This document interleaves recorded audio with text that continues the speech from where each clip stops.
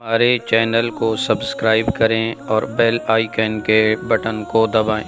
شعبان کی 15ویں شب میں نظر کرم اور مغفرت سے محروم لوگ۔